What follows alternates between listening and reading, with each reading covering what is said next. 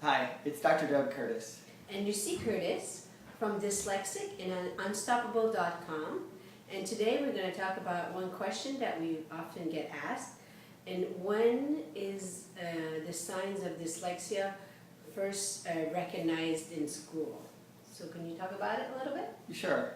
I see this all the time at my practice. I'll have kids that I've taken care of since birth, and they'll be doing fine through school. And right about third grade, it all seems to be about third grade, the parents will come in and they'll start to say, you know, he's having some issues or she's having some issues in school, particularly in the reading.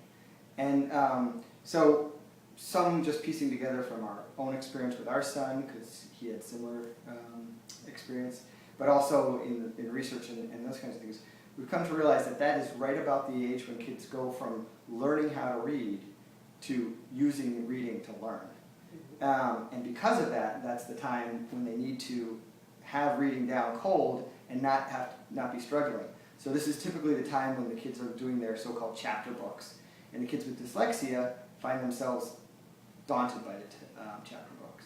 So that's a frequent time that kids are just diagnosed with dyslexia. One thing we would like to do, and actually the book discusses this a lot, is signs and symptoms that you might see before that would clue you in to get your kids the help they need earlier than that. Because we were lucky, we picked up Felix Alexander much earlier than that and got him into the reading classes right around first grade. Well, actually, why don't you discuss some of those signs? Well, definitely the reading level, where, you know, like at the end of first grade, he was still struggling where others were not struggling, and spelling words were starting to come into play, and he, you know, where and there, and he was having difficulty remembering. We would go through the same words over and over again, and every time he had to relearn to do it. Yeah. So that was a trigger for us. Yeah. Another one I thought was he did very well on the sight words, because for sight words you just have to see the word and instantly pick it up. You don't have to sound it out and figure out what each part of it sounds like and means and that kind of stuff. So he did well on that, but when he actually got to words that you had to figure out or sound out, that was another area he had difficulty with. The other thing that we noticed was an inconsistency in what looked like effort. So some things where he was fascinated with, especially if he could listen to the story or talk about it, he would be so interested in it, and he would love that.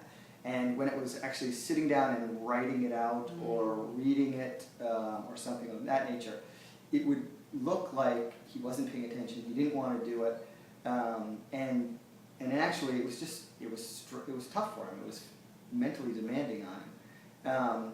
So I think those are a couple of the good ways to recognize when your child is having some difficulties. And if you see that, get them in, well, first with their teacher, talk to their teacher, but then also, you know, if you can, get them in with a reading specialist who can diagnose dyslexia and get them the help they need.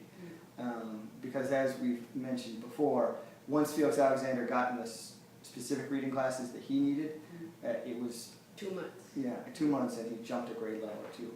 All right. So again, just some little points for you to figure out when your kid might have dyslexia and when to get him some extra help.